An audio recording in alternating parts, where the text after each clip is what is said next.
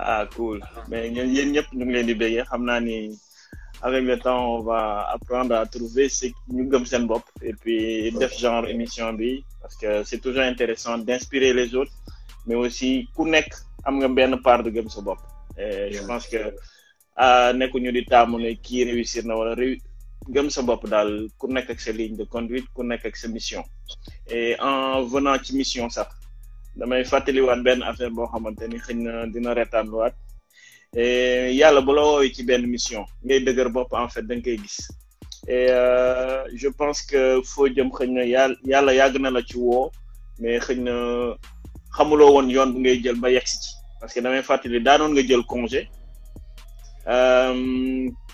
bëgg je pense noppalu waaye oto bi nga yoroon à l'époque da doon panne rek donc man ak yow yàgg nañu dëkk jël congé yaakaar di nga noppalu parce que liggéey bi dafa métti woon et waroon dem lijjanti en fait découverte et seen découverte pour sénégalais yi mën a xam lu nekk seen dëkk gën a gëm seen bopp jamono yooyu xëy na xel bi yéegaguloon ba nga comprendre xam signes donc nga ne woon da ngay jël congé pour noppalu mais coono bu ci daj defe naa demoon liggéey bañ a jël congé sax moo ci gën loolu ñu mën a rappeler ci loolu.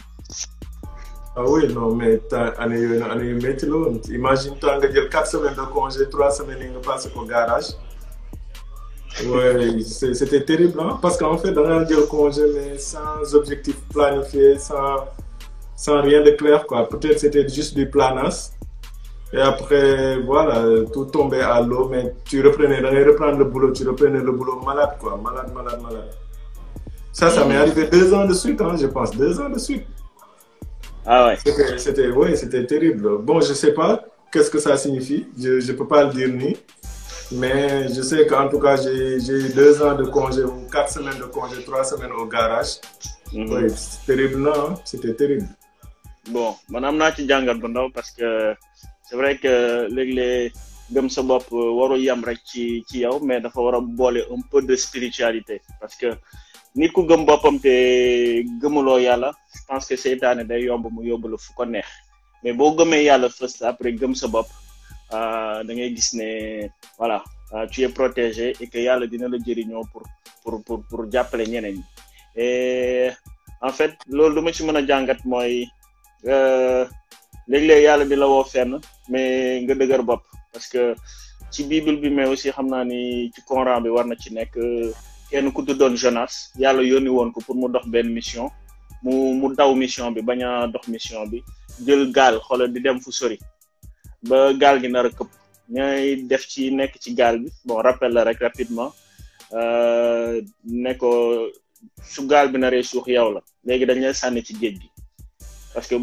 sinon dinañu yóbbu ardo buñ ko sànnee ci géej gi baleen bi lump ko indiwaat ko finalement mu dem doxi mission bi c'est un peu en fait noonu laa la gisee parce que jël nga 2 fois de suite ay congé mais à chaque fois li nga daan galère mooy ëpp lu ngay noppal et aujourd'hui yaa ngi jël congé mais congé yoo xamante ni dafa boole passion boole noppalu boole bégee boole lu bëri te booy delluwaat boulot tu retournes en forme et avec des idées claires et toujours d'enthousiasme donc ce qui m'amène à te poser cette question comment tu as vécu ce fameux congé qui a démarré Fodjem? Ah oui, ça c'est un déclic extraordinaire, hein. C'était en janvier 2018, il y a déjà un peu plus de 2 ans. Et comme je l'ai dit, hein, j'ai pris des congés et je me suis décidé à aller à l'intérieur du pays. Donc j'ai un ami, un grand pote à moi, Paco, moi que nous au passage. Paco, dans son quotidien, on est amis d'enfance, mais dans son quotidien, c'est un taximan. Donc rien ne nous a séparés, malgré la différence côté professionnel. Mais Paco, voilà, je lui ai dit que mes grands, moi, je veux faire le tour du Sénégal. Comment est-ce qu'on va y aller? Moi, je veux y aller avec toi. Il m'a dit, grand, on a pris la voiture. Et comme l'ingé wax c'est ce qui est extraordinaire. Dans notre Dakar, fini, ça m'a auto diagadi pendant 3 semaines. Autant j'ai un congé def 2 semaines peut-être à l'intérieur du pays, dans des coins reculés, et j'ai pas eu une seule panne, quoi.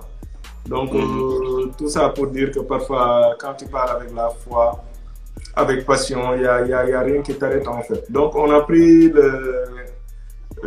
la voiture, on nous demande, nos dames nous demandent, on ne sait pas, on n'a pas de destination fixe. Imaginez, il y a une destination fixe ou pas, au Sénégal, sans destination fixe. D'où le nom Fodjem, la fameuse question. Pardon? Mais d'où le nom Fodjem, la fameuse question. D'où le nom du projet Fodjem, ouais, que l'on voit ni t-shirt Fodjem, je ne sais pas. Nous, à l'époque, on ne savait pas. Maintenant, pour nous, on sait Fodjem, mais nous, on ne savait pas. Ok, donc on est parti, on a quitté Dakar, sillonné la petite côte, Dougou Joal, Dem Kaolack, Fatick, Tamba, on s'est retrouvé à Kédougou. On s'est retrouvé à Kédougou après 6 jours de route. On a fait Fatala, on a été dans des coins insolites qu'on n'avait jamais imaginé au Sénégal. Et après, quand on est arrivé à Kédougou, on a fait les chutes de Dindéfélo, Fongolimi, que l'on voit la photo Fongolimi. Je pense que Sénégalais, ni Sénégalais, ont une expression de Demba Fongolimi pour dire que le coin le plus reculé du Sénégal, Fongolimi. Donc on a été dans ces coins-là, extraordinaires, où les gens, parfois tu as l'impression que ce n'est même pas des Sénégalais en fait. C'est ce qui est extraordinaire. Tu as l'impression que ce n'est pas des Sénégalais parce qu'on n'a pas la même façon de penser par rapport à ceux qui sont dans les centres-villes, Dakar et autres. On n'a pas le même train de vie. Entre guillemets, on va les qualifier de pauvres, mais c'est des gens qui sont sereins, tranquilles, qui vivent tranquillement leur vie, qui sont heureux. Et bon, je dirais plus que même ceux qui sont à Dakar par rapport au stress qu'il y a ici. Et donc, on s'est retrouvés là-bas. On a fait des rencontres extraordinaires avec des gens.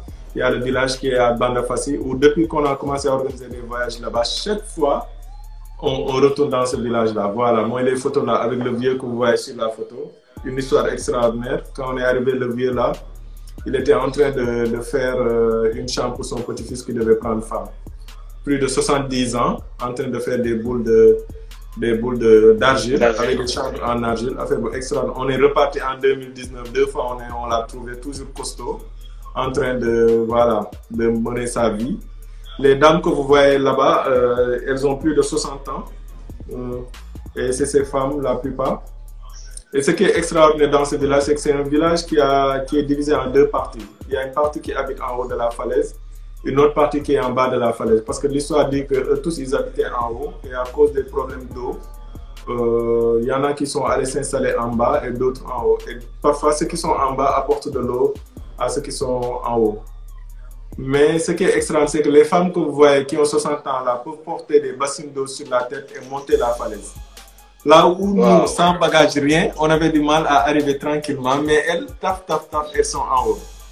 Et là, on se dit, c'est extraordinaire, quoi. Ben, après, on va dire qu'elles sont habituées à le faire, mais bon, aussi, c'est une chose extraordinaire. En 60 ans, bassine d'eau sur la tête, tu gravis la falaise pour arriver en haut. Et c'est 30 minutes minimum pour arriver en haut, à la crête. Arrivé à la crête aussi, on avait cette vue magnifique là, on a quitté là-bas, on est allé à Dindéfélo, la photo que vous voyez. Photo bi c'est dédicace à Ibou Dramé parce que mon nène il va aller à Kédougou mais ataaya bi à la chute de Dindéfélo moko ci dajji quoi. Mom nène ataaya moko dajji. Donc ça c'est Paco qui assure. Quand on fait des voyages, c'est Paco qui assure, voilà, tu vas un peu, ça c'est Dindéfélo. Et regarde, se retrouver dans cet endroit-là, et je le dis à tous ceux qui sont en ligne, si vous avez la chance ou bien le temps de pouvoir se retrouver dans ces endroits, il faut le faire. Parce que quand vous allez vous retrouver face à cette chute-là, il y aura beaucoup d'émotions, c'est extraordinaire, quoi. C'est des choses qu'on ne peut pas raconter. Si j'essaie de vous raconter, vous ne pourrez pas percevoir l'effet que ça fait quand on est en face de la chute. Et ça, c'est unanimement. Toutes les personnes qui ont été à la chute de Dindéfélo, quand tu es en face de la chute, c'est extraordinaire. Et c'est pas que la chute de Dindéfélo, il y a tellement de sites loin de Dakar où vous avez Saloum. L'image que vous voyez, c'est Saloum. Saloum, c'est extraordinaire. Ça, c'est la mangrove, l'île aux oiseaux. Et c'est des coins de sérénité où quand vous allez là-bas, vous revenez à Dakar, vous êtes zen, quoi, vous souriez. Comme je le dis à mes collègues, je reviens le lundi, je suis en train de sourire alors que la plupart des gens sont stressés à cause de lundi matin. Ça, c'est à Fatala, extraordinaire, une expérience extraordinaire. Et comme on parle de Gumsa Bop, si tu reviens sur la photo des lions, il y a des choses, quand tu arrives à les réaliser dans la vie, c'est comme si tu fais tomber des barrières de peur, de doute en toi. Parce que quand tu marches avec des lions, tu vas jusqu'à Kédougou. Kédougou, c'est 700 km de Dakar. Tu le fais en route, aller-retour, en 3 jours. Tu découvres la chute de Dindéfelo et tu sais que ce n'est pas donné à n'importe qui d'être là-bas. Tu reviens sur Dakar. Et voilà, ça, c'est des choses qui te transforment. Après, tu vas voir que tu vas avoir un autre mindset, une autre façon de voir la vie. Et franchement, ça rajoute du courage dans la vie.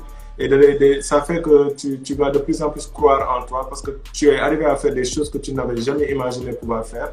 Et si tu arrives, si tu les fais, voilà, tu ne fais que gagner, tu deviens encore plus fort mentalement. Et en tout cas, moi, j'exhorte les gens à toujours casser ces codes-là. Il y a d'autres activités que vous avez vues, les ULM, les vols en ULM. Là, c'était à Abidjan parce que aussi on dit que il faut sortir l'île flottante d'Abidjan qui a coulé il y a quelques semaines, malheureusement. Et voilà, là, c'est la photo, là, ce que vous voyez, c'est à Touba. Oui, moi, je suis un réel Baye Fall, c'est comme ça qu'on m'appelle. C'est pour ça que vous voyez la tenue, j'adore m'habiller en tissu patché, Baye Fall. Voilà, donc c'était lors du Magal de Touba. Voilà, je vais comme un grand Baye Fall, je participe au Magal parce que c'est quelque chose, un événement extraordinaire au Sénégal. Et pour moi, tout Sénégalais doit pouvoir vivre cette expérience-là. Et il y en a tellement au Sénégal, Gorée by Night, les photos que vous voyez. Plein de gens ont fait Gorée la journée, aller à la maison des esclaves, mais le soir, Gorée, c'est autre chose. Donc, si vous avez l'occasion d'aller à Gorée, de dormir là-bas, parce qu'il y a des maisons d'hôtes et tout, vous pourrez vivre une expérience extraordinaire. Et Gorée, c'est à 2 pas, c'est pas loin. Donc, nous, on organise les soirées Gorée by Night avec visionnage de films. On l'avait fait avec Guelwaar. Et Guelwaar aussi, vous le connaissez, hein, ce film-là sénégalais qui, je pense, en termes de motivation. Il n'y a pas mieux pour motiver un peuple, il n'y a pas mieux pour se motiver. Et c'est la première diffusion qu'on avait faite à Gorée by Night.